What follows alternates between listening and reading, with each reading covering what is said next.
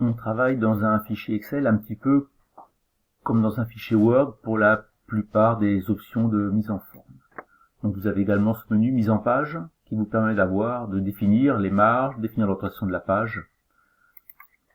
Voilà. Donc l'intérêt de faire ça, c'est que ça vous permettra d'afficher également les limites d'impression. Parce que si votre tableau est grand, ça vous permet de voir s'il tient ou pas dans la page que vous avez faite, parce qu'ici vous voyez, il n'y a aucune limite.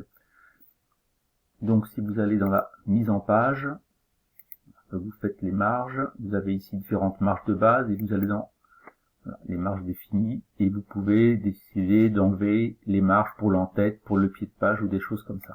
Vous voyez, donc quand j'ai fait OK, l'intérêt c'est que j'ai vu mes petits pointillés, ce sont les limites d'impression de la page. Concernant ensuite le document, donc vous avez, comme dans Word, la possibilité en cliquant sur la cellule de choisir la police, la taille, mettre en gras, en italique, en souligné. Donc tout ça vous le retrouvez dans votre menu. Dans Accueil, vous pouvez changer, donc mettre du texte en couleur. Si vous sélectionnez la cellule, tout, par exemple la couleur va s'appliquer à tout le texte. Si vous souhaitez ne mettre par exemple qu'un mot, il va falloir sélectionner le mot ici dans la barre de formule et choisir la couleur. Voilà, et seul votre mot se met en rouge. Vous avez la possibilité ici donc de mettre un fond. Alors vous allez dire que vous auriez bien voulu tout mettre en jaune. Tout ne s'est pas mis en jaune parce que votre texte dépasse sur la colonne d'à côté. Donc il est tout à fait possible d'agrandir la largeur d'une colonne en cliquant donc sur le petit trait, voilà, qui est là, et vous pouvez agrandir la largeur de la colonne. Il en est de même pour la hauteur de la ligne. Et donc le petit curseur change de forme, on clique dessus et on peut augmenter la hauteur de la ligne. Tout le menu que vous avez là, vous pouvez l'agrandir en cliquant sur le petit carré qui est là, et vous avez toutes les options qui s'affichent pour travailler un petit peu dessus, des choses qu'on verra après, le nom, l'alignement, la police, mettre des bordures, remplissage, protection. Là c'est uniquement de la feuille. Donc pour terminer là, si on va parler un petit peu des bordures, donc si vous cliquez sur votre cellule, vous pouvez avoir donc des contours. En fait, ce sont les bordures, les contours de cellules. Donc vous avez ici des types de bordures prédéfinis. Si vous cliquez dessus, vous aurez des bordures épaisses tout autour. Si vous souhaitez définir des bordures un petit peu spécifiques, vous allez sur autre bordure et vous allez définir pour chaque côté, par exemple de la cellule, ce que vous souhaitez avoir comme bordure. Donc si je veux une bordure épaisse en haut, voilà, je clique en haut. Si je veux une bordure avec des pointillés à gauche, voilà, je fais ça, et on voit bien donc que la cellule change. Vous pouvez faire la même chose pour plusieurs cellules. Si vous prenez plusieurs cellules, voilà, vous pouvez définir ici d'avoir la cellule avec des bordures épaisses, des bordures également à l'intérieur pour avoir un quadrillage. Pour la mise en forme dans une cellule, quand vous en aurez besoin, si vous avez augmenté par exemple la hauteur d'une ligne, vous avez la possibilité d'aligner le texte en haut, au milieu, ou toujours au niveau de la verticale, en bas. Ici vous avez la possibilité de mettre le texte en diagonale. Vous pouvez l'aligner à gauche, le centrer, l'aligner à droite. Là c'est pareil, c'est donc le décaler un petit peu, comme un format paragraphe, ou d'enlever le format paragraphe si vous le souhaitez. Donc voilà, donc si je clique cela, je peux le centrer, le mettre au milieu.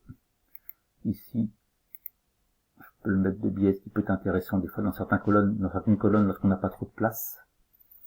Voilà, vous avez toutes ces possibilités ici. Vous avez également la possibilité de mettre donc dans du texte si la cellule, par exemple comme là, la cellule n'est pas assez large pour tenir tout le texte, mais vous ne souhaitez pas élargir la colonne, comme ça, eh bien vous pouvez décider de renvoyer à la ligne automatiquement, c'est ici, et donc votre texte se met automatiquement à la ligne. Si vous souhaitez le mettre à la ligne à un endroit précis, vous cliquez, par exemple après, ici juste avant le mot mise, vous appuyez sur Alt Entrée, et votre texte ira donc à la ligne, à l'endroit où vous aviez placé le curseur. Si vous le souhaitez également, vous pouvez donc fusionner des cellules si vous n'avez pas assez de place, ou si vous souhaitez mettre deux cellules ensemble pour, mettons, je sais pas, faire un emploi du temps, On va reprendre les deux cellules ici. Je les sélectionne, fusionner et centrer. Voilà, je mets deux cellules qui ne sont plus devenues qu'une. Alors on n'est pas obligé de faire fusionner et centrer. On peut très bien ici avoir juste fusionner. C'est-à-dire que lorsque je vais taper mon texte, il sera à gauche, alors qu'ici, si je tape mon texte, il sera au milieu parce que j'ai fait fusionner et centrer. Vous avez également dans des cellules la possibilité de mettre des nombres du texte, différentes possibilités. Et dans cette partie-là, vous pouvez définir l'apparence du nombre. Donc ici, vous avez les formats de base. Vous pouvez donc standard, un nombre avec virgule. Vous pouvez mettre donc le format monétaire, donc il vous rajoutera le symbole euro avec les deux zéros. Vous avez la possibilité d'insérer des dates, d'avoir différents formats de dates. Donc par exemple, si je mets le symbole monétaire, il est là. Si je veux avoir plus d'options, je clique ici, et on voit ici que j'ai toutes les possibilités de faire des fractions, pourcentage, date, etc. Je les retrouve, mais avec des options supplémentaires. Je peux augmenter le nombre de décimales, je peux les enlever, etc. Alors, symbole monétaire, je peux avoir du rouge si la somme est négative, par exemple. Si on fait un petit budget, ça peut être intéressant. Donc on définit, on fait OK. Donc pareil, si vous mettez la date, vous pouvez l'écrire comme vous le souhaitez. Et dans les options, au format date, vous avez ici toute une quantité. Vous devriez y trouver votre bonheur. Vous pouvez même, en n'ayant mis que la date comme ça, avoir la possibilité d'avoir donc le jour automatique. Voilà. Vous avez également la possibilité ici, dans cette partie-là, d'insérer ou de supprimer ligne ou colonne.